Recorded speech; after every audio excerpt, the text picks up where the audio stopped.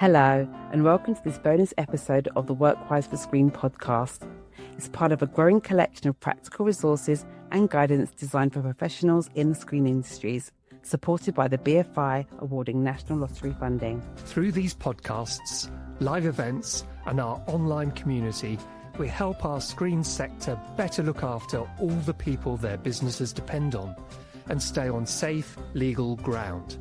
Our guests share practical ways to improve working conditions and well-being across the industry. I'm Tacita Small, founder of the Small HR Company, supporting HR in the entertainment industry. And I'm Keith Arrowsmith, a creative industries solicitor and programme director for Workwise for Screen.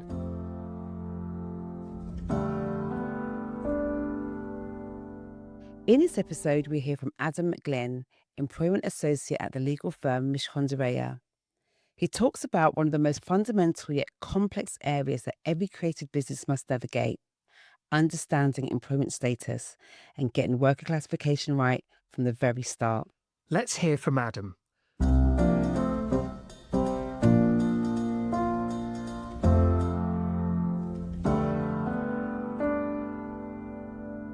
The first thing I want to discuss with any client who's got this kind of instruction is the engagement type that the business really needs.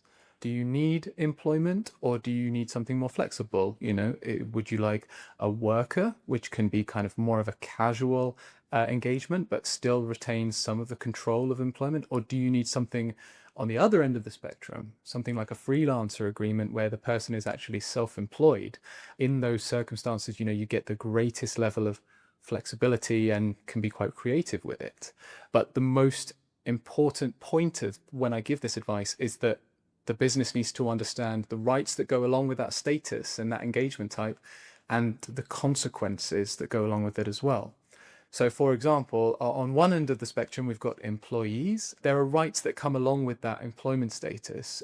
There are things to consider like national minimum wage, like holiday rights, working time rights, and family rights.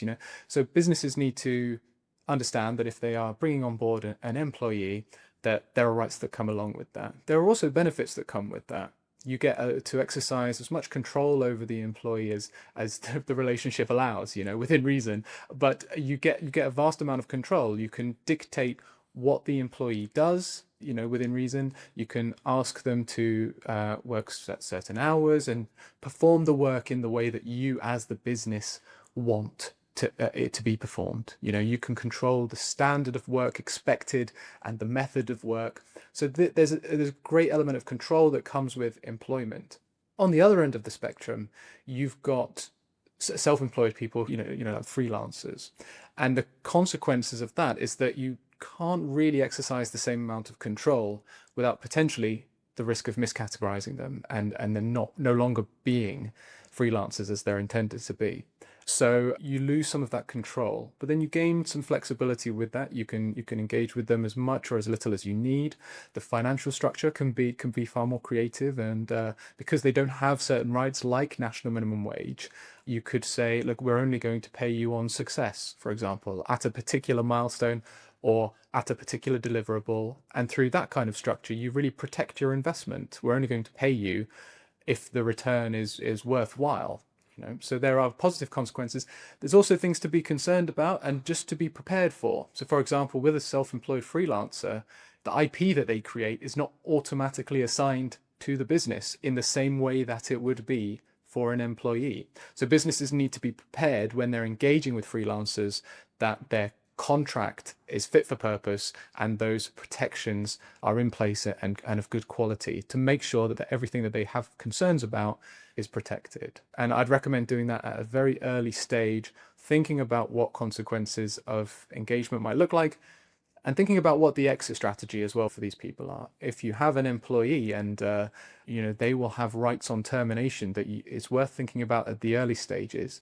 The consequences of miscategorization, potentially very impactful, potentially very costly for the business. We need to think about this both in terms of employment law, but also in terms of tax law. There are two categories of employment status for tax law. That's employment and self-employed. And if you get the tax category wrong, then you could have an unwelcome visit from HMRC. And if they find that an individual has been miscategorized for tax purposes, then they may seek to recover that cost from the business, even though it, arguably may be an income tax issue for the individual. If the business has made the error, then HMRC will come to the business first to recover that money. If there's issues there, they may decide to issue penalties or to charge interest on the underpayment. If tax has been willfully evaded, then senior managers or directors, people responsible could also potentially face criminal charges for tax evasion. So categorization is something that's very important to get right, especially for directors trying to avoid any potential criminal charges. Employment law, it's equally important. You have 3 categories in employment law. We have employee on one end and self-employed on the other. Uniquely in the UK, we have this category of worker in the middle, which is kind of a bridge between the two. However, there has been a narrowing of the gap between employment and worker over the past years, and the Labour government in particular have said that they would like to narrow that gap even further, unifying them into one single status. So, watch this space to see what happens next.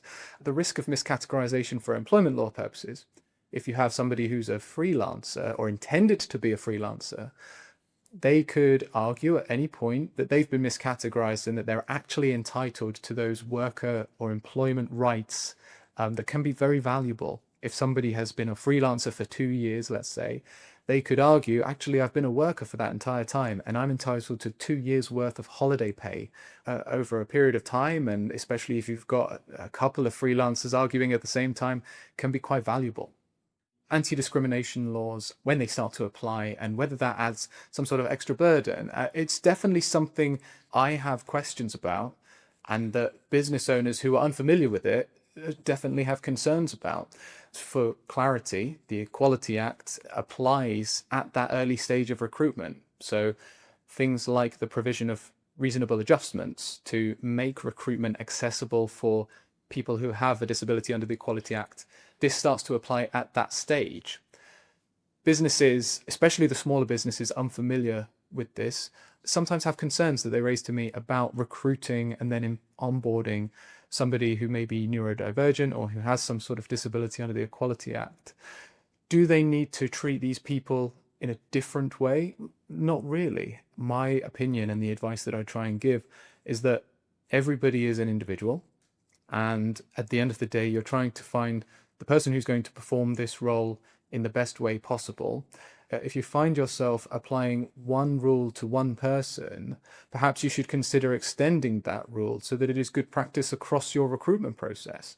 If you are changing your recruitment process for one person, then consider whether that is actually a better way of doing it for all your recruitment endeavors.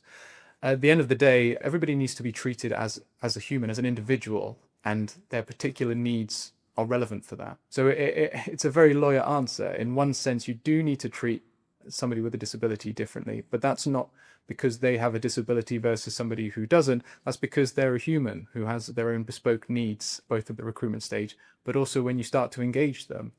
So we do need to be careful with the Equality Act, but it's not there to be onerous.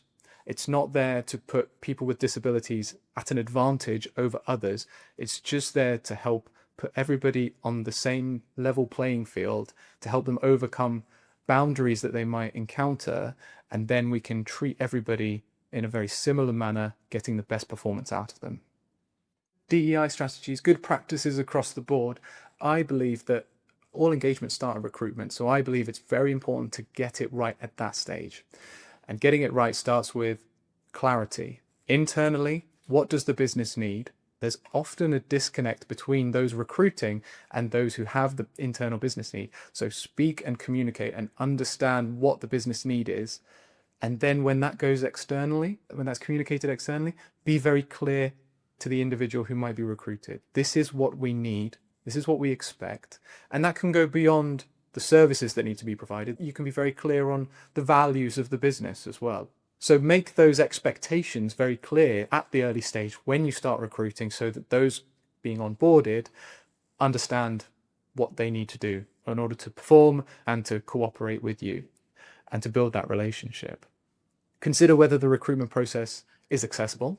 So make sure that there are options at the recruitment stage for people who may encounter difficulties to still participate and be considered. Preparing quality contracts, absolutely. So right at the recruitment stage, at the onboarding stage, this is the time to get it right and ensure that clarity for the rest of the relationship.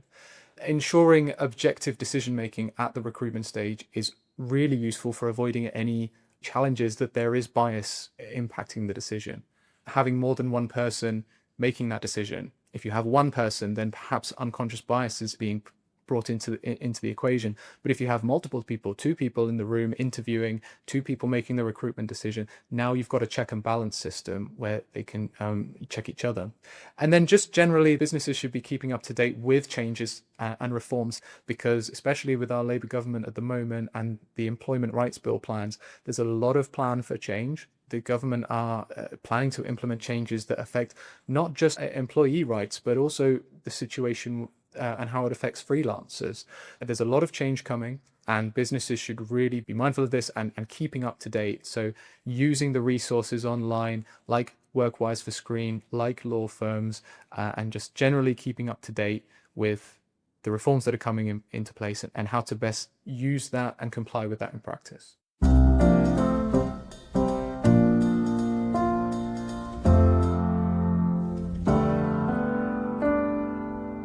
I think what Adam's helped us to do is realise the importance of making sure we get the foundations right.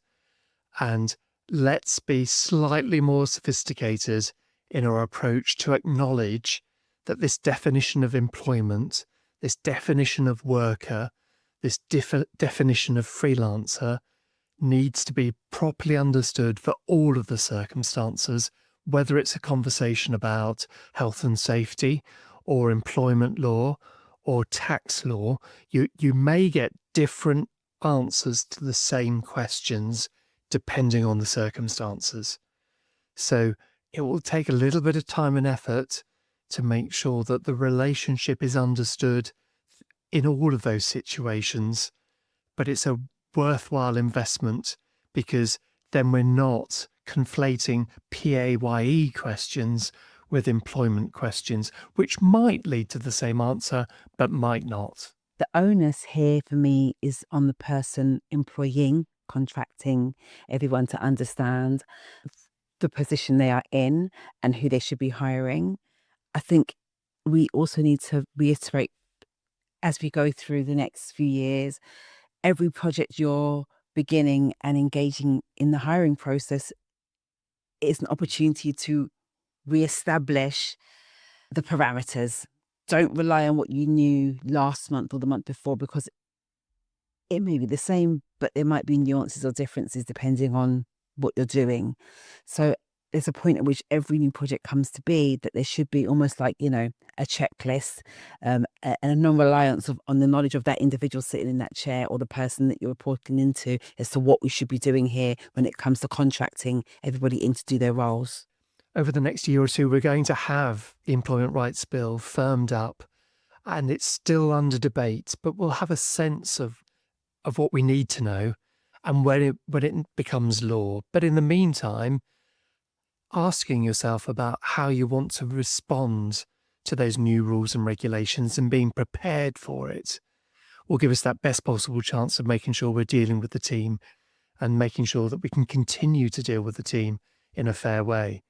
So having the employment rights, having equality rights, and having those moving points in our minds as we go through each recruitment process must be a good investment. Yeah. And it's not clear for everybody, not purposefully, but it's not clear. The more you have this conversation, the more you bring it to the fore, the more that you don't hide away or shy away from understanding this, is the easier it's going to get. And it will also help you to be in a position whereby you are always seeking clarification. You don't have to know all the answers, but seeking the answer or looking for it is not a bad thing. It's actually a positive thing to double check, triple check. Am I doing it right with this person? Am I doing it right with that person or that team? It's the best way forward. It takes a little bit more time, but it's an investment in your learning and the learning of your organisation. And if you get the investment right, then the odds are the budget lines will start making sense as well. We won't end up in that awkward position that you've gone halfway through the project and then realise that you've misclassified some of the people, and then end up with those kind of extra costs around PAYE and national insurance that you weren't expecting at the beginning. So that little bit of preparation means that we don't get surprises later on. And it's also okay to accept the challenge from maybe the person you've hired. If they're asking a question that's different from what you've positioned, explore together so that you can both understand where you land. But I wouldn't shut down just because you've kind of landed on position X and the person you're hiring has landed on position Y, that X is correct or Y is correct. Explore together so you can understand where you land or where you should be. I think sometimes it can be difficult for organizations to accept challenge, but it might be the best thing for the right result in the end. And know when you need to get advice and keep records, because if someone comes back to this point in a few months' time, in a few years' time, you'll need to be able to prove why you went down a particular route.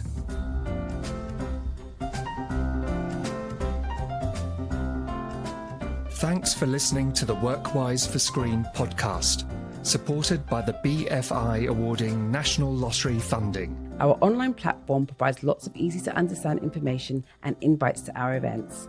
Visit our website at workwiseforscreen.org.uk and register for the latest updates. Please follow us on social media and join in this crucial conversation. And contact us with suggestions for future episodes, or if you can, support the programme in any other way. This podcast is produced by 1860. Music is by Benjamin Squires.